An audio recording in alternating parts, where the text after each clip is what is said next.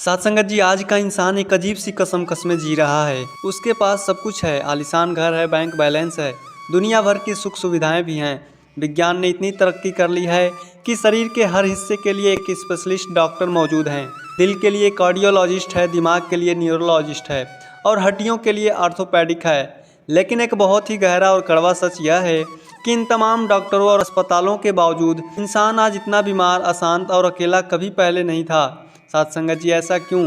क्योंकि आधुनिक चिकित्सा पद्धतियां केवल उस बीमारी का इलाज करती हैं जो हमारे शरीर पर दिखाई देती हैं, लेकिन उन बीमारियों का क्या जो सीधे आत्मा को खोखला कर रही है।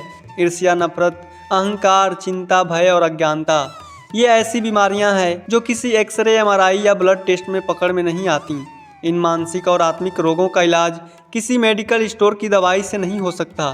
साथ संगत जी, यहीं पर जीवन में ज़रूरत पड़ती है एक ऐसे हकीम, एक ऐसे डॉक्टर की जो केवल शरीर को नहीं बल्कि सीधे आत्मा को चंगा कर दे।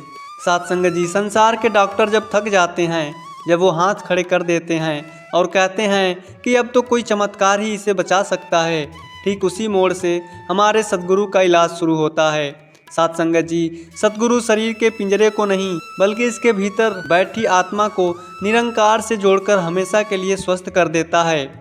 जब आत्मा को अपने मूल का ज्ञान हो जाता है, जब उसे यह समझ में आ जाता है कि यह पूरा संसार एक रंगमंच है और हम केवल अभिनेता हैं, तब मन के सारे विकार, सारी चिंताएं और सारे रोग अपने आप गायब होने लगते हैं।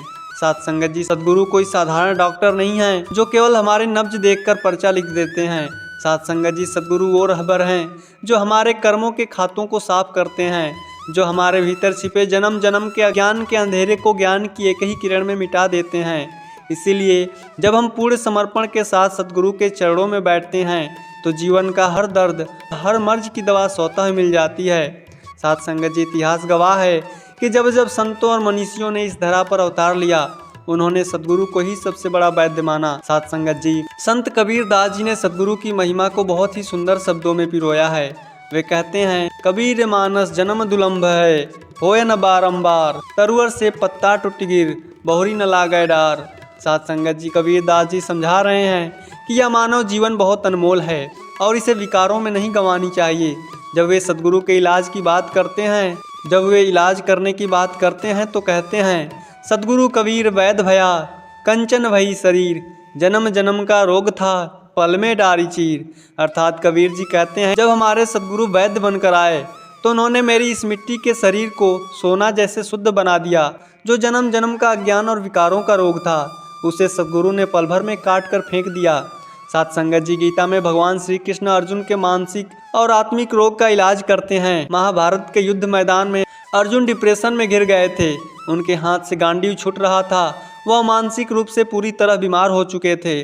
साथ संगत जी, वहाँ श्री कृष्ण ने एक परम गुरु अर्थात डॉक्टर की भूमिका निभाई। उन्होंने अर्जुन को कोई शारीरिक दवा नहीं दी बल्कि ब्रह्म ज्ञान की घुट्टी पिलाई। सर्वधर्मा न परित्यज्य मामेकम शरणं व्रज, अहम त्वाम सर्व पापेभ्यो मोक्षयिष्यामि मा शुचः। प्रभु कहते हैं, तू सब चिंताओं और कर्मों को मुझ पर छोड़कर मेरी शरण में आ जा, मैं तुझे सभी पापों और कष्टों से मुक्त कर दूंगा, तू शोक मत कर। साथ संगत जी, यही है सद्गुरु का सबसे बड़ा नुस्खा। एक समय की बात है, एक बहुत अमीर सेठ था। वह शारीरिक रूप से तो ठीक था, लेकिन उसे हर समय यह डर सताता था कि उसका बिजनेस कहीं डूब न जाए, कोई उसे धोखा न दे दे। साथ संगत जी, इस चिंता के कारण उसे रात को नींद नहीं आती थी, उसका ब्लड प्रेशर बढ़ा रहता था। उसने बड़े से बड़े डॉक्टरों को दिखवाया पर कोई आराम नहीं मिला। हार कर अंत में वह सद्गुरु की शरण में गया। उसने रोते हुए कहा, तू मुझे कोई ऐसी दवा दीजिए जिससे मेरा यह मानसिक रोग और डर खत्म हो जाए। साथ संगत जी, सद्गुरु मुस्कुराए और उन्होंने सेठ को एक खाली मटका दिया और कहा, पास की नदी से इसमें पानी भर कर लाओ, लेकिन ध्यान रहे कि मटके में एक छोटा सा छेद है, तुम्हें दौड़कर आना होगा ताकि पानी रास्ते में ना गिरे। साथ संगत जी, सेठ ने ऐसा ही किया। वह पानी भरकर ध्यान पूर्वक पूरी ताकत से भागा और गुरुजी के पास पानी लेकर पहुंच गया।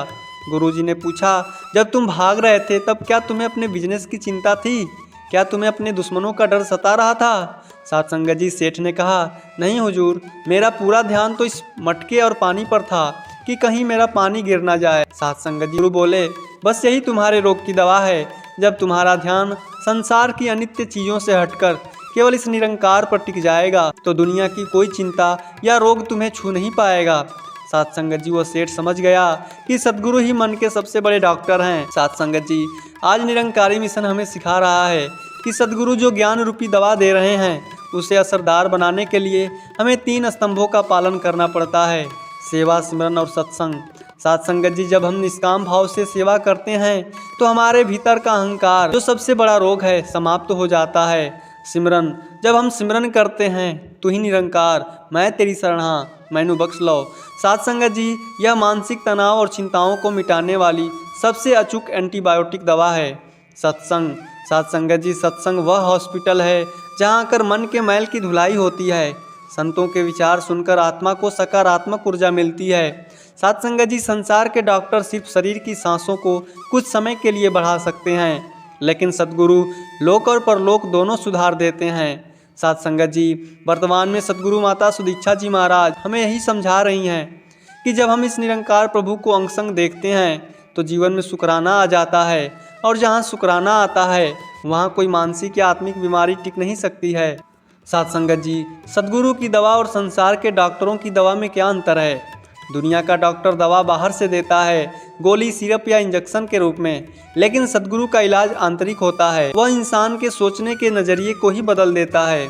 साथ संगत जी, चिकित्सा विज्ञान भी आज यह मान चुका है कि इंसानी शरीर की 80% ज़्यादा बीमारियां साइकोसोमैटिक यानी मनोजन्य होती हैं। जैसे हमारा मन सोचता है वैसे ही हमारा शरीर रिएक्ट करता है। यदि मन में लगातार ईर्ष्या, तनाव, क्रोध या हीन भावना बनी रहती है तो शरीर में बीमारियों का आना तय है। साथ संगत जी, सद्गुरु जब हमारे भीतर के विकारों को निकालते हैं तो वह ज्ञान की कैंची और प्रेम की सुई का इस्तेमाल करते हैं। इस अवस्था को संतों ने बहुत ही सुंदर ढंग से बयां किया है। संत तुलसीदास जी ने विस्तृत वर्णन किया है। मोह सकल व्याधि न कर मूला, तिन्नत पुनि उपजहु बहुसूला, काम बात कफलोभ अपारा, क्रोध पित्त नित छाती जारा। अर्थात तुलसीदास जी फरमा रहे हैं कि संसार में जितने भी मानसिक रोग हैं उन सब की जड़ मोह है। उस मोह से फिर बहुत से कष्ट पैदा होते हैं। साथ संगत जी, इन सब रोगों का इलाज बताते हुए तुलसीदास जी आगे कहते हैं, सद्गुरु वैद्य वचन विश्वासा, संयम यह न विषय के आशा। अर्थात इन भयंकर मानस रोगों से अगर हमें मुक्ति चाहिए और उनके वचनों पर पूर्ण विश्वास करना ही दवा है। सांसारिक भोगों की इच्छा न करना सबसे बड़ा परहेज है। साथ संगत जी, गुरु ग्रंथ साहिब जी सद्गुरु को सच्चा वैद्य कहकर संबोधित किए हैं। सद्गुरु मेरा वैद्य है, काम क्रोध देहु काट है, न कटिए न टूटिए हरि, राम रसायन चाक है। साथ संगत जी, कहने का भाव है कि मेरा सद्गुरु ऐसा समर्थ डॉक्टर है जो काम, क्रोध और जन्म जन्म के दुखों को काट देता है। इस इलाज में शरीर को न काटना पड़ता है, न कोई तकलीफ होती है। बस प्रभु के नाम का रस चखने से ही रूह पूरी तरह से स्वस्थ हो जाती है। साथ संगत जी, एक बार एक बहुत ही विद्वान और धनी व्यक्ति एक संत के दरबार में आया। उसे अपनी विद्वत्ता और धन का बहुत घमंड था। वह जहाँ भी जाता लोगों में कमियां ढूंढता और खुद को श्रेष्ठ साबित करने की कोशिश करता था। इस आदत की वजह से समाज में उसका कोई मित्र नहीं बचा था। वह अंदर ही अंदर डिप्रेशन का शिकार हो गया था। साथ संगत जी, उसने सद्गुरु से कहा, महात्मा जी, मेरे पास सब कुछ है, फिर भी मेरा मन 24 घंटे अशांत रहता है। ऐसे लगता है जैसे भीतर कोई बोझ दबा हुआ है। साथ संगत जी, सद्गुरु ने ध्यान से उसकी नब्ज देखी और मुस्कुराकर कहा, बेटा, तुम्हें एक बहुत बड़ा ट्यूमर है। वह व्यक्ति घबरा गया। ट्यूमर? पर हुजूर, डॉक्टरों ने तो मेरी सारी रिपोर्ट नॉर्मल बताई है। साथ संगत जी, सद्गुरु ने उसके कंधे पर हाथ रखा और कहा, डॉक्टरों की मशीनें केवल मांस मंजा का ट्यूमर पकड़ सकती हैं। तुम्हारे भीतर अहंकार का ट्यूमर है। जब तक यह अहंकार रूपी गांठ तुम्हारे अंदर रहेगी तब तक सुख और शांति का रक्त संचार तुम्हारे दिल तक नहीं पहुंच पाएगा। साथ संगत जी, उस व्यक्ति की आंखें खुल गई। वह समझ गया कि उसकी अशांति का कारण बाहर नहीं बल्कि उसके भीतर का अहंकार था। वह सद्गुरु के चरणों में गिर पड़ा और बोला, हुजूर, इस ट्यूमर का ऑपरेशन कर दीजिए। सद्गुरु ने उसे ब्रह्म ज्ञान की दीक्षा दी, जिसके बाद उसका अहंकार मिट गया और वह पूरी तरह से शांत और आनंदित हो गया। साथ संगत जी, जब तक आत्मा अपने परमात्मा को नहीं पहचानती है तब तक वह भटकती रहती है, वह बीमार रहती है। साथ संगत जी, संसार में जितने भी झगड़े, नफरत और दीवारें खड़ी हैं वे सब अज्ञानता के कारण हैं। सद्गुरु माता सुदीक्षा जी महाराज आज दुनिया को यही समझा रही हैं कि नफरत की दीवारें गिराकर पुल बनाएं। साथ संगत जी, जब दिलों के बीच की दीवारें गिर जाती हैं तो नफरत का रोग अपने आप खत्म हो जाता है। जैसे डॉक्टर की दवा रोज समय पर खानी पड़ती है, वैसे ही सद्गुरु की दवा यानी सत्संग, सेवा और सुमिरन को अपने दैनिक जीवन का हिस्सा बनाना पड़ता है। साथ संगत जी, जब हम अपनी डोर निरंकार के हाथों में सौंप देते हैं तो जीवन की हर परिस्थिति हमें एक प्रसाद जैसे लगने लगती है। फिर हृदय से यही आवाज आती है, औषध खाए बहु तेरे भाई, रोग न मिटे कबहू माई, सतगुरु वैद्य मिले जब पूरा, संकट काटे पल में सूरा। साथ संगत जी, जब हम सतगुरु को दुनिया का सबसे बड़ा डॉक्टर मानते हैं तो हमें उनकी अस्पताल अर्थात सत्संग और उनकी थेरेपी अर्थात ब्रह्म ज्ञान की गहराई को और समझना पड़ता है। आज की दुनिया में लोग शारीरिक बीमारियों के लिए डॉक्टरों के पास जाते हैं, लेकिन क्या आपने कभी सोचा है कि जब इंसान का विश्वास टूट जाता है, जब उसकी उम्मीद दम तोड़ देती है, तब उसे कौन सी दवा ठीक कर सकती है। साथ संगत जी, ऐसी स्थिति में केवल सतगुरु की रहमत ही काम आती है। सतगुरु एक ऐसे सर्जन की तरह हैं जो बिना किसी चीर फाड़ की हमारे दिल की कड़वाहट और बरसों पुरानी नफरत की मवाद को बाहर निकाल देते हैं। साथ संगत जी, इतिहास के हर कालखंड में संतों ने चीख चीख कर दुनिया को यही बताया कि यदि भाव सागर के दुखों और मानसिक कलेशों से बचना है तो सच्चे वैद्य की शरण में जाना होगा। साथ संगत जी, संत पलटू साहिब ने सतगुरु के इलाज की महिमा गाते हुए बहुत ही सुंदर बात कही है। पलटू कलिजुग के विषय, गुरु से बड़ा न कोय, जम का संशय मेट दे, पल में टारे धोए। साथ संगत जी, इस कलयुग में सतगुरु से बड़ा कोई डॉक्टर या रक्षक नहीं है। वह आत्मा के ऊपर चढ़े जन्म जन्म के पापों और विकारों के मैल को पल भर में धोकर साफ कर देते हैं। यहाँ तक कि मौत का डर भी हमेशा के लिए मिटा देते हैं। साथ संगत जी, संत बुल्ले शाह जी ने भी माना, जब तक इंसान को रूहानी डॉक्टर नहीं मिलता तब तक उसकी मजहबी और मानसिक उलझनें खत्म नहीं होती। साथ संगत जी, बुल्ले शाह जी फरमाते हैं कि मुझे मेरा सच्चा बादशाह मिल गया है जो बहुत ही चतुर और समझदार वैद्य है। उसने मेरे कलेजे का पुराना दर्द मिटा दिया और मुझे अपनी असली पहचान दे दी। एक बार एक बहुत ही गरीब संत गंभीर रूप से बीमार हो गया। उसके पास इतने पैसे नहीं थे कि वह सब बड़े डॉक्टर के पास जाकर अपना इलाज करवा सके। गांव के छोटे मोटे हकीमों ने भी कह दिया कि अब इसकी जिंदगी में कुछ ही दिन बचे हैं। साथ संगत जी, उस संत का सतगुरु पर अटूट विश्वास था। उसने एक कोरे कागज पर अपनी बीमारी की बात लिखी और नीचे लिखा, सच्चे पातशाह, दुनिया के डॉक्टरों ने हाथ खड़े कर दिए हैं, अब आप ही मेरे एकमात्र डॉक्टर हो, जो आपकी रजा हो। साथ संगत जी, उसने वह चिट्ठी तकिए के नीचे रख ली और गहरी नींद में सो गया। साथ संगत जी, अगली सुबह जब वह उठा तो उसे अपने शरीर में एक नई ऊर्जा और असीम शांति महसूस हुई। वह उठकर बैठ गया। उसका बुखार, उसका दर्द सब गायब हो चुका था। जब वह कुछ दिनों के बाद सतगुरु के दर्शनों के लिए आया तो अंतर्यामी सतगुरु ने मुस्कुराते हुए कहा, बेटा, जब मरीज अपनी पूरी फाइल ही अपने मुख्य डॉक्टर को सौंप देता है तो डॉक्टर को भी अपना पूरा जोर लगाना पड़ता है। साथ संगत जी, संत महापुरुष कहते हैं, चाह गई चिंता मिटी, मनवा बेपरवाह, जिनको कछु न चाहिए वे साहन के साह। जब सतगुरु हमें ब्रह्म ज्ञान देते हैं, हमारे भीतर से संसार की नश्वर चीज़ों को पाने की चाह खत्म हो जाती है। जब चाह मिट जाती है तो डिप्रेशन और एंजाइटी का रोग अपने आप ही दम तोड़ देते हैं। साथ संगत जी, सतगुरु हमें जो सबसे बड़ा नुस्खा देते हैं वह है भाना मानना, यानी जो परमात्मा की मर्जी है उसे हंसकर स्वीकार करना। जब इंसान इस अवस्था में पहुंच जाता है तो दुख भी उसे दुख नहीं लगता। वह हर हाल में कहता है, दाता तेरा शुक्राना। और शुक्राना मानसिक स्वास्थ्य के लिए दुनिया का सबसे बेहतरीन टॉनिक है।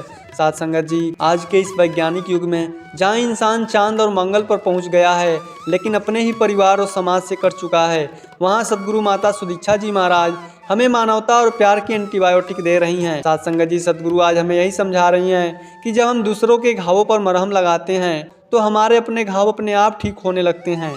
साथ संगत जी, संसार के डॉक्टर केवल उस समय तक इलाज कर सकते हैं जब तक शरीर में सांसें हैं, लेकिन सतगुरु वह परम डॉक्टर है जो इस लोक में भी सुखी रहता है और परलोक में भी आत्मा को मुक्ति दिलाकर सदा के लिए अमर कर देता है। साथ संगत जी, जब हम इस रूहानी इलाज की गहराइयों में और उतरते हैं तो समझ में आता है कि संसार के डॉक्टर सिर्फ शरीर के अंगों को ठीक कर पाते हैं, लेकिन सतगुरु हमारे स्वभाव को बदल देता है। साथ संगत जी, गुस्सा आना, बात बात पर छिड़ जाना, दूसरों की तरक्की देकर अंदर ही अंदर कुड़ना, ये वो सूक्ष्म मानसिक कैंसर हैं जो इंसान को धीरे धीरे अंदर से खोखला करते हैं। साथ संगत जी, सतगुरु इन सभी विकारों की एकमात्र अचूक दवा देता है जिससे अध्यात्म में संजीवनी बूटी यानी सिमरन कहा गया है। साथ संगत जी, संसार के चक्रव्यूह में फंसे मन को केवल एक पूर्ण गुरु का ज्ञान ही बाहर निकाल सकता है। संतों ने इस सत्य को बार बार दोहराया है। साथ संगत जी, संत मलुकदास जी जिन्होंने ईश्वर पर अटूट विश्वास का संदेश दिया, वे सदगुरु से इलाज के बारे में कहते हैं कि संसार के साधारण डॉक्टर भी एक दिन मर जाते हैं और उनके मरीज भी मर जाते हैं। यह पूरा संसार ही जन्म मरण के रोग में उलझा हुआ है, लेकिन वह इंसान कभी आत्मिक रूप से नहीं मरता, यानी वह हमेशा आनंद में रहता है, जिसके रक्षक और डॉक्टर स्वयं सद्गुरु होते हैं। साथ संगत जी, संत रविदास जी ने परमात्मा और सद्गुरु के मिलाप को सबसे बड़ी औषधि माना है। जब उन्हें यह नाम रूपी दवा मिलती है तो उन्होंने गाया कि हरि के नाम बिन जो जिए सो कल जुग में रोगी, सद्गुरु मिलिया तो भय मुक्ता रूह भई रस जोगी।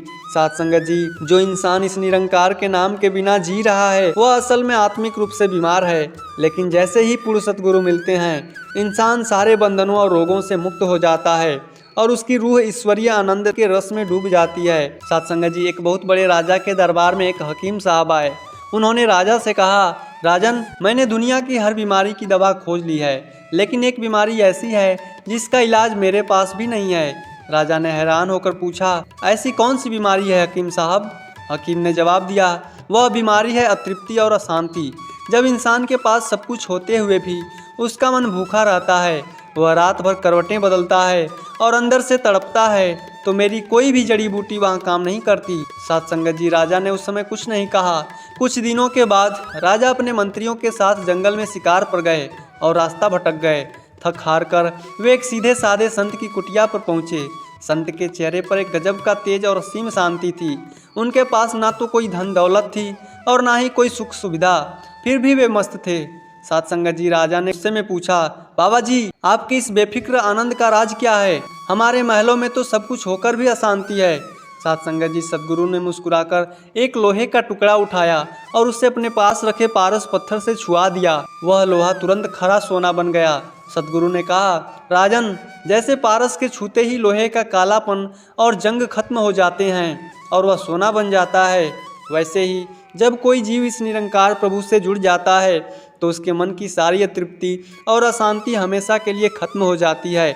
यही मेरी दवा है। राजा समझ गया कि हकीम जिस बीमारी का इलाज ढूंढ रहा था उसका अस्पताल या सद्गुरु का ही दरबार है। साथ संगत जी, निरंकारी मिशन का सबसे खूबसूरत पहलू यह है कि यहाँ किसी को कर्म कांडों की या कठिन दवाइयाँ नहीं दी जाती हैं। यहाँ का इलाज बहुत ही सहज और सरल है। साथ संगत जी, सबसे पहला एंटीडोट है नफरत का एंटीडोट, अर्थात प्यार। आज की दुनिया का सबसे बड़ा रोग है दूरियां। रंग, नस्ल, जाति और मजहब के नाम पर इंसान एक दूसरे का खून बहा रहा है। साथ संगत जी, आज दुनिया को यही सद्गुरु सिखा रहे हैं कि जब हम हर इंसान में इस निरंकार का रूप देखते हैं तो नफरत का रोग समूल नष्ट हो जाता है। साथ संगत जी, प्यार ही इस संसार की सबसे बड़ी हीलिंग पावर है। जब इंसान कहता है यह मैंने किया वह मेरा है, वह तब तक तनाव में रहता है। जैसे ही वह कहता है दाता सब कुछ तेरा है, मैं कुछ भी नहीं हूँ, ऐसा कहते ही उसके मन का सारा बोझ उतर जाता है। साथ संगत जी, मानसिक डॉक्टरों के पास जाने वाला 90% मरीजों का बोझ अहंकार में युक्त होता है। साथ संगत जी, सद्गुरु मैं को हटाकर तू में बदल देते हैं। साथ संगत जी, आधुनिक युग में जहाँ इंसान बाहरी तौर पर समृद्ध हो गया है लेकिन आंतरिक रूप से कमजोर है, वहाँ सद्गुरु की छत्र छाया एक ठंडी छाँव की तरह है। जब हम पूर्ण समर्पण के साथ कह देते हैं कि आप ही मेरे सभी रोगों को ठीक कर सकते हो, तो साथ संगत जी, हमारा पूरा जीवन ही एक सुंदर भजन बन जाता है। साथ संगत जी, संसार के डॉक्टर पर्चे पर दवा लिखते हैं जो हमें खरीदनी पड़ती हैं, लेकिन सद्गुरु अपनी रहमत की नज़र से ही हमारे सारे कष्टों को काट देते हैं। आइए इस सच्चे पातशाह के चरणों में जुड़े रहें और सेवा सिमरन सत्संग के नुस्खे को रोज अपने जीवन में अपनाते रहें। साथ संगत जी, बड़े प्यार से कहिए जी, धन निरंकार जी। संगत जी, कई बार हमें लगता है कि असत्य बहुत तेजी से आगे बढ़ रहा है, जबकि सत्य को स्वीकार होने में समय लग जाता है। इसका मुख्य कारण यह है कि असत्य आकर्षक, आसान और तात्कालिक लाभ देने वाला दिखाई देता है, जबकि सत्य धैर्य, परीक्षा और दृढ़ता की मांग करता है। साथ संगत जी, सत्य स्वयं परमात्मा का स्वरूप है। सत्य को किसी सहारे की आवश्यकता नहीं होती, इसीलिए वह जल्दीबाजी नहीं करता। दूसरी ओर असत्य को टिके रहने के लिए अनेक झूठ और दिखावे का सहारा लेना पड़ता है। जैसे जैसे समय बीतता है असत्य की परतें खुलती जाती हैं और उसका वास्तविक रूप सामने आ जाता है। जैसे अंधेरा चाहे पूरी रात रहे लेकिन सूर्योदय होते ही समाप्त हो जाता है। बादल कुछ समय के लिए सूर्य को ढक सकते हैं पर सूर्य की रोशनी को स्थायी रूप से नहीं रोक सकते। साथ संगत जी, आज सतगुरु हमें यही सिखा रहे हैं कि सत्य के मार्ग पर चलने वाले को परिणाम की चिंता नहीं करनी चाहिए। उसका कर्तव्य सत्य, प्रेम, नम्रता और सद्भाव के साथ अपना जीवन जीना है। समय आने पर सत्य स्वयं अपनी पहचान बना लेता है। साथ संगत जी, सत्य की विजय देर से इसलिए होती है क्योंकि वह परीक्षा लेता है, और असत्य की हार इसलिए होती है क्योंकि वह टिक नहीं सकता। जब हमें लगे कि असत्य आगे बढ़ रहा है, तब निराश होने के बजाय परमात्मा पर विश्वास रखना चाहिए। सत्य का मार्ग कठिन हो सकता है, लंबा हो सकता है, लेकिन अंततः विजय उसी की होती है जो सत्य, प्रेम और ईश्वर की आज्ञा में स्थिर रहता है। साथ संगत जी, सत्य का उद्देश्य केवल जीतना नहीं, बल्कि मनुष्य को परखना और परिपक्व बनाना होता है। सोना जब तक अग्नि में नहीं तपता, तब तक कुंदन नहीं बनता। उसी प्रकार सत्य के मार्ग पर चलने वाले व्यक्ति की श्रद्धा, धैर्य और विश्वास की परीक्षा होती है। साथ संगत जी, गीता में भगवान श्री कृष्ण कहते हैं, कर्मण्येवाधिकारस्ते मा फलेषु कदाचन, अर्थात तुम्हारा अधिकार केवल कर्म करने में है, फल पर नहीं। साथ संगत जी, सत्य का मार्ग फल की जल्दी नहीं करता, वह अपने समय पर फल देता है। यदि सत्य को तुरंत विजय मिलती तो भगवान राम को वनवास क्यों मिलता? राम सत्य और धर्म के प्रतीक थे, फिर भी उन्हें राज्य नहीं मिला, वनवास मिला, कष्ट मिले, सीता माता का वियोग सहना पड़ा। दूसरी ओर रावण के पास सोने की लंका थी, शक्ति थी, वैभव था, साम्राज्य था। उस समय देखने वाले को लग सकता था कि रावण जीत रहा है और राम हार रहे हैं, लेकिन अंत किसका हुआ? रावण का अहंकार नष्ट हो गया और राम का आदर्श आज भी लोगों के हृदय में जीवित है। साथ संगत जी, तुलसीदास जी कहते हैं, सत्य मूल सब सुकृत सुहाए। कहने का भाव है कि सभी शुभ कर्मों का मूल सत्य है। कंस के पास भी सत्ता थी, सेना थी, राजपाट था, भय का वातावरण था, लेकिन उसके पास सत्य नहीं था। दूसरी ओर श्री कृष्ण एक कारागार में जन्म लेते हैं। यदि संसार उस समय निर्णय करता तो कहता कि कंस शक्तिशाली है, वही विजयी होगा, लेकिन असत्य की शक्ति बाहरी होती है और सत्य की शक्ति भीतर से आती है। कंस समाप्त हो गया और कृष्ण आज भी पूजे जाते हैं। साथ संगत जी, यही सत्य और असत्य का अंतर है। कौरवों की सेना विशाल थी, पांडव केवल 5 थे। दुर्योधन के पास धन, सेना, राज, सत्ता थी। पांडवों के पास धर्म, सत्य और श्री कृष्ण का मार्गदर्शन था। साथ संगत जी, युद्ध के आरंभ में देखने वाले को कौरवों की जीत निश्चित लगती थी, लेकिन श्री कृष्ण ने कहा, यतो धर्मस्ततो जयः, जहाँ धर्म है वहीं विजय है। साथ संगत जी, संत कबीर जी ने सत्य को जीवन का आधार माना। उनका प्रसिद्ध दोहा है, सांच बराबर तप नहीं, झूठ बराबर पाप, जाके हृदय सांच है, ताके हृदय आप। साथ संगत जी, कहने का भाव है कि सत्य से बड़ा कोई तप नहीं है और झूठ से बड़ा कोई पाप नहीं। जिसके हृदय में सत्य है, वहाँ स्वयं परमात्मा निवास करता है। कबीर साहब को भी विरोध सहना पड़ा था। पंडित नाराज हुए थे, मुल्ला नाराज हुए थे, समाज ने विरोध किया, लेकिन कबीर ने सत्य कभी नहीं छोड़ा। आज विरोध करने वालों का नाम इतिहास भूल चुका है, लेकिन कबीर का नाम आज भी अमर है। साथ संगत जी, गुरु नानक देव जी ने कहा, सचु ओरा सबू को ऊपरी सचु आचार। कहने का भाव है कि सत्य बोलना महान है, लेकिन सत्य को जीवन में उतारना उससे भी महानता है। सत्य केवल शब्द नहीं, जीवन शैली है। हमें सद्गुरु आज समझा रहे हैं कि सत्य केवल तथ्य नहीं, बल्कि परमात्मा की पहचान है। जब मनुष्य ब्रह्म ज्ञान प्राप्त करता है तो उसे अनुभव होता है कि झूठ भय पैदा करता है, सत्य निर्भर बनाता है। झूठ को रक्षा करनी पड़ती है, सत्य स्वयं अपनी रक्षा करता है। असत्य को हर दिन नया सहारा चाहिए। साथ संगत जी, खेतों में खरपतवार बहुत जल्दी उग जाते हैं, लेकिन विशाल बरगद बनने में वर्षों लग जाते हैं। असत्य उसी खरपतवार की तरह होता है और सत्य बरगद की तरह, अर्थात जो जल्दी बढ़ता है वही जल्दी समाप्त भी होता है। हजारों वर्षों का अंधकार भी एक दीपक के सामने नहीं टिक सकता है। दीपक छोटा हो सकता है, लेकिन उसका स्वभाव प्रकाश देना होता है। उसी प्रकार सत्य छोटा दिखाई दे सकता है, अकेला दिखाई दे सकता है, लेकिन अंततः वही प्रकाश फैलाता है। साथ संगत जी, कबीरदास जी दोहे में कहते हैं, धीरे धीरे रे मना, धीरे सब कुछ होए, माली सींचे 100 घड़ा, ऋतु आए फल होए। साथ संगत जी, कहने का भाव है कि सत्य का फल भी समय आने पर ही मिलता है। रहीम दास जी फरमाते हैं, रईमन धागा प्रेम का मत तोड़ो चटकाए, अर्थात सत्य और प्रेम का धागा जितना मजबूत होगा उतना ही जीवन स्थिर होगा। साथ संगत जी, सत्य देर से जीतता है क्योंकि उसे मनुष्य की श्रद्धा, धैर्य और चरित्र को गढ़ना होता है। असत्य जल्दी आगे बढ़ता हुआ दिखाई देता है क्योंकि वह आकर्षण और भ्रम पर आधारित होता है। साथ संगत जी, रावण हार गया, राम अमर हो गए। कंस हार गया, कृष्ण अमर हो गए।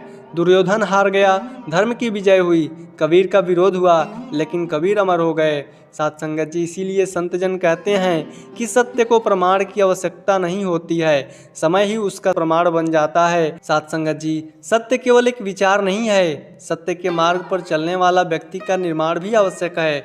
यदि भगवान राम को बिना वनवास के ही राज्य मिल जाता तो दुनिया त्याग, मर्यादा, धैर्य और आज्ञा पालन का आदर्श कैसे सीखती। यदि पांडवों को बिना संघर्ष के राज्य मिल जाता तो गीता का अमृत ज्ञान संसार को कैसे मिलता।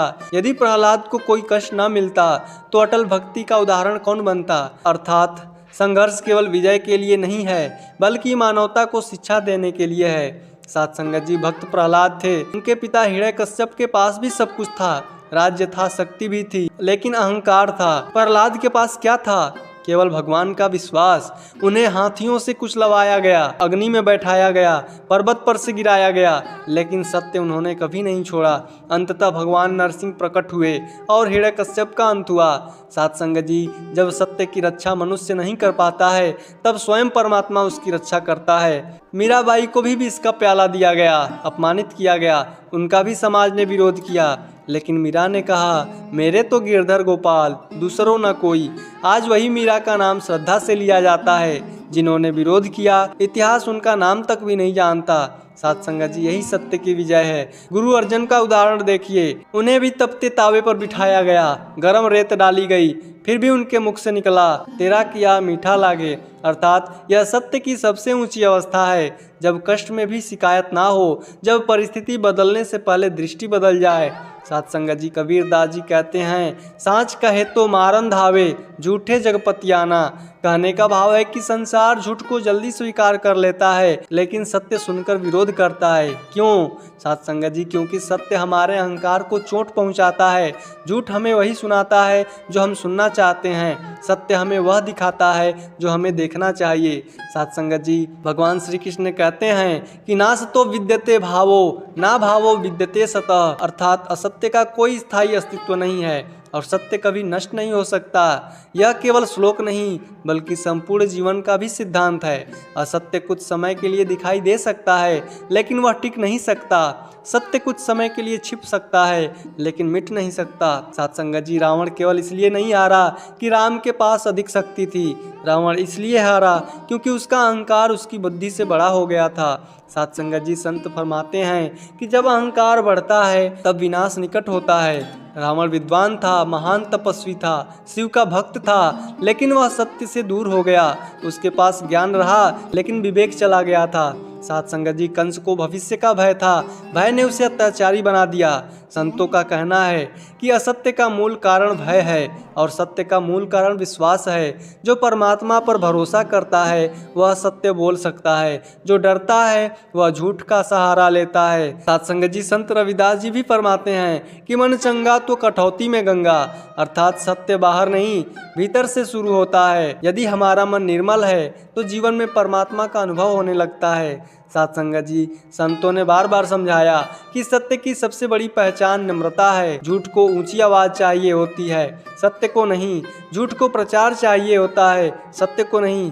झूठ को भीड़ चाहिए, सत्य अकेला भी खड़ा रह सकता है। सत्य सूरज की तरह होता है, सूर्य कभी घोषणा नहीं करता कि मैं निकल रहा हूँ, वह बस निकलता है और अंधकार समाप्त हो जाती है। साथ संगत जी, एक बार सत्य बोला, मैं धीरे चलता हूँ क्योंकि मुझे कहीं पहुँचना नहीं, मुझे तो अमर होना है। असत्य बोला, मैं तेज दौड़ता हूँ क्योंकि मुझे पता है मेरा समय बहुत कम है। साथ संगत जी, सत्य मुस्कुराया और बोला, तुम्हारी मंजिल अंत है, मेरी मंजिल अनंत है। साथ संगत जी, संतों की दृष्टि में सत्य की विजय का अर्थ केवल शत्रु को हराना नहीं, सच्ची विजय तब होती है जब क्रोध पर क्षमा जीत जाती है, अहंकार पर नम्रता जीत जाता है, नफरत पर प्रेम जीत जाता है और अज्ञान पर ब्रह्मज्ञान जीत जाता है। और साथ संगत जी, जब यह विजय भीतर हो जाती है तब बाहरी विजय अपने आप हो जाती है। साथ संगत जी, सत्य की राह लंबी हो सकती है, कठिन हो सकती है, लेकिन वह कभी बंद नहीं होती, क्योंकि उस राह के अंत समय में परमात्मा खड़ा होता है। साथ संगत जी, एक प्रश्न बहुत गहरा है। साथ संगत जी, भीष्म पितामह धर्म को जानते थे, द्रोणाचार्य सत्य को जानते थे, कर्ण भी जानते थे कि पांडवों का पक्ष धर्म का है, फिर भी वे दुर्योधन के साथ खड़े रहे। साथ संगत जी, संतों ने कहा है, सत्य को जानना पर्याप्त नहीं है, सत्य के साथ खड़ा होना आवश्यक है। कई लोग जीवन भर सत्य सुनते हैं, सत्संग सुनते हैं, ग्रंथ पढ़ते हैं, लेकिन जब परीक्षा आती है तो स्वार्थ, मोह और भय के कारण असत्य का साथ देते हैं। कुरुक्षेत्र में अर्जुन की समस्या ज्ञान नहीं थी, समस्या मोह थी। उन्होंने कहा, मैं युद्ध नहीं करूंगा, क्योंकि उसे अपने रिश्तेदार दिखाई दे रहे थे, उसे धर्म नहीं दिखाई दे रहा था। तब श्री कृष्ण ने उन्हें समझाया कि जब मोह आंखों पर पर्दा डाल देता है, तब सत्य सामने होकर भी दिखाई नहीं देता। आज भी मनुष्य का सबसे बड़ा शत्रु अज्ञान नहीं, मोह है। मोह धन का हो सकता है, मोह पद का हो सकता है, मोह प्रशंसा का हो सकता है, मोह अपने विचारों का भी हो सकता है। साथ संगत जी, कबीरदास कहते हैं कि प्रेम गलियति सांकरी तामे दोन समाए, अर्थात जहाँ सत्य और प्रेम का निवास है वहाँ अहंकार नहीं रह सकता। इसीलिए सत्य कठिन लगता है, क्योंकि सत्य सबसे पहले हमारे अहंकार को तोड़ता है। संसार चाहता है सम्मान भी मिले, अहंकार भी बना रहे, परमात्मा भी मिल जाए, लेकिन संत कहते हैं जहाँ मैं है तहाँ तू नहीं, जहाँ तू है वहाँ मैं नहीं। साथ संगत जी, हरिश्चंद्र जी सत्य के लिए जाने जाते हैं। उन्होंने सत्य के लिए सब कुछ खो बैठा, राज्य गया, धन गया, उनका परिवार भी बिछड़ गया। साथ संगत जी, उन्हें शमशान में काम करना पड़ा। एक समय ऐसा भी आया जब अपने ही पुत्र के अंतिम संस्कार के लिए शुल्क मांगना पड़ा। यदि कोई केवल उस समय का दृश्य देखता तो कहता कि सत्य हार गया, लेकिन आज हजारों वर्ष बाद भी सत्य का उदाहरण देना हो तो राजा हरिश्चंद्र का नाम लिया जाता है। साथ संगत जी, यही है सत्य की वास्तविक विजय। गौतम बुद्ध ने भी फरमाया है कि 3 चीजें अधिक समय तक नहीं छिपती, सूर्य, चंद्रमा और सत्य। असत्य छिपने की कोशिश करता है, सत्य प्रकट होने की प्रतीक्षा करता है। समय दोनों का निर्णय कर देता है। संतों के अनुसार माया की सबसे बड़ी शक्ति यह नहीं कि वह हमें बांधती है, उसकी सबसे बड़ी शक्ति यह है कि वह हमें बंधन को ही स्वतंत्रता समझा देती है। रावण को लगा कि वह स्वतंत्र है, दुर्योधन को लगा कि वह विजयी हो जाएगा, कंस को लगा कि वह सबसे सुरक्षित है, लेकिन वे अपने अहंकार और भय के गुलाम थे। दूसरी ओर राम वन में थे, कृष्ण कारागार में जन्मे थे, मीरा को लोगों का कष्ट मिला। साथ संगत जी, लेकिन फिर भी वे भीतर से मुक्त थे। यही सत्य की पहचान है। साथ संगत जी, सत्य केवल बोलने की वस्तु नहीं, सत्य जीने की वस्तु है। यदि कोई व्यक्ति हर समय सत्य की बातें करे लेकिन मन में द्वेष रखे, दूसरों को छोटा समझे, अहंकार करे, तो वह सत्य के निकट नहीं पहुंचता। सत्य का लक्षण है नम्रता, प्रेम, क्षमा और समभाव। साथ संगत जी, लोग पूछते हैं यदि परमात्मा संतों के साथ है तो उन्हें कष्ट क्यों आते हैं? साथ संगत जी, इसका सही जवाब है कि कष्ट संतों को तोड़ने नहीं, संसार को सिखाने आते हैं। यदि गुरु नानक देव जी को विरोध ना मिलता, यदि कबीर साहिब का उपहास ना होता, यदि मीरा को विष ना दिया जाता, तो दुनिया धैर्य, विश्वास और भक्ति का पाठ कैसे सीखती? मनुष्य का न्याय तत्काल होता है, परमात्मा का न्याय कालांतर में होता है। हम एक दिन देखते हैं, परमात्मा संपूर्ण काल देखता है। इसीलिए कभी कभी जो हार दिखाई देती है वही भविष्य की सबसे बड़ी विजय बन जाती है। साथ संगत जी, संतों ने कहा है सत्य की विजय का अर्थ किसी दूसरे की हार नहीं, सच्ची विजय तो तब होती है जब भीतर का रावण मर जाए, भीतर का कंस समाप्त हो जाए, भीतर का दुर्योधन शांत हो जाए, भीतर का अहंकार झुक जाए। और जब ऐसा हो जाता है तब मनुष्य को ब्रह्म ज्ञान का प्रकाश प्राप्त होता है। साथ संगत जी, सत्य बोलता है मैं वृक्ष हूँ, धीरे धीरे बढ़ूंगा, आंधियाँ सहूंगा, धूप सहूंगा, वर्षों प्रतीक्षा करूंगा। असत्य बोलता है मैं घास हूँ, रात में उग जाऊंगा, सुबह छा जाऊंगा।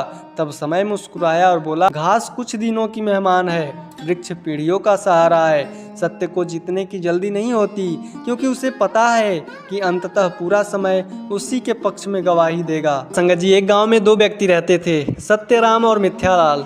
सत्यराम बहुत ईमानदार, नम्र और भगवान को मानने वाला व्यक्ति था। वह कभी झूठ नहीं बोलता था, चाहे उसे कितना भी नुकसान क्यों ना हो जाए। दूसरी ओर मिथ्यालाल बहुत चालाक था, झूठ बोलकर लोगों का विश्वास जीतता, धोखा देकर पैसा कमाता और अपनी बड़ी बड़ी बातें करके सबको प्रभावित करता था। समय बीता, मिथ्यालाल का बड़ा मकान बन गया, गांव में उसका नाम होने लगा। लोग कहते देखो कितना सफल आदमी है, उधर सत्यराम साधारण जीवन जी रहा था। कई बार उसे आर्थिक कठिनाइयां भी झेलनी पड़ी थी। एक दिन सत्यराम का बेटा बोला, पिताजी, आप हमेशा सत्य का साथ देते हैं, फिर भी संघर्ष आपको ही क्यों करना पड़ता है, और जो झूठ बोलता है वह सुखी क्यों दिखाई देता है। साथ संगत जी, सत्यराम मुस्कुराया लेकिन उत्तर नहीं दिया। कुछ महीनों के बाद गांव में एक बड़ा विवाद खड़ा हो गया। मिथ्यालाल ने कई लोगों से झूठ बोलकर पैसे ले रखा था। उसने नकली दस्तावेज बनाकर कई परिवारों को धोखा दिया था। साथ संगत जी, अब सारे लोग उसके खिलाफ खड़े हो गए। जांच हुई, सच्चाई सामने आने लगी। जो व्यक्ति कल तक सम्मान पा रहा था वही आज लोगों की नज़रों से गिर गया। उसके मित्र दूर हो गए, उसका धन मुकदमों में चला गया, उसकी प्रतिष्ठा मिट्टी में मिल गई। साथ संगत जी, उसी समय गांव वालों को किसी ऐसे व्यक्ति की आवश्यकता हुई जिस पर सभी विश्वास कर सकें। सभी की निगाहें सत्यराम पर गई। गांव के बुजुर्ग बोले, धन का भरोसा नहीं, पद का भरोसा नहीं, लेकिन सत्यराम के चरित्र का भरोसा है। उसे गांव का प्रधान बना दिया गया। अब उसका बेटा समझ गया। उसने पूछा, पिताजी, क्या यही सत्य की विजय है? सत्यराम ने कहा, बेटा, सत्य की विजय प्रधान बनने में नहीं है। सत्य की विजय तो उस दिन हो गई थी जब कठिनाई आने पर भी मैंने सत्य को नहीं छोड़ा था। आज जो सम्मान मिला है वह केवल उसका परिणाम है। साथ संगत जी, फिर सत्यराम ने बेटे को रात में बाहर ले जाकर एक दीपक जलाया। उसने पूछा, बता, अंधेरा कितनी जल्दी फैलता है? बेटा बोला, बहुत जल्दी। फिर पूछा, और यह छोटा सा दीपक अंधेरे को हटाने में कितना समय लेता है? बेटा बोला, बस एक पल। साथ संगत जी, सत्यराम मुस्कुराया और बोला, अंधेरा चाहे पूरी रात राज करे, लेकिन उसका अस्तित्व प्रकाश के सामने नहीं टिक सकता है। असत्य अंधेरे की तरह होता है और सत्य दीपक की तरह होता है। अंधेरा पहले आता हुआ दिखाई देता है, लेकिन अंत में जीत हमेशा प्रकाश की होती है। साथ संगत जी, असत्य का कोई स्थायी अस्तित्व नहीं होता। भगवान राम का वनवास, प्रहलाद की परीक्षा, मीरा का संघर्ष सब यही सिखाते हैं कि सत्य की परीक्षा होती है लेकिन पराजय नहीं। साथ संगत जी, सत्य की सफलता पटाखे की चमक जैसी होती है, तेज लेकिन क्षणिक होती है। साथ संगत जी, सत्य की विजय सूर्य के उदय जैसी होती है, धीमी लग सकती है लेकिन फिर संपूर्ण अंधकार को समाप्त कर देती है। साथ संगत जी, आशा करते हैं आज के यह टॉपिक आप सभी संतों को जरूर पसंद आई होगी। साथ संगत जी, बड़े प्यार से कहिए जी, धन्य निरंकार जी।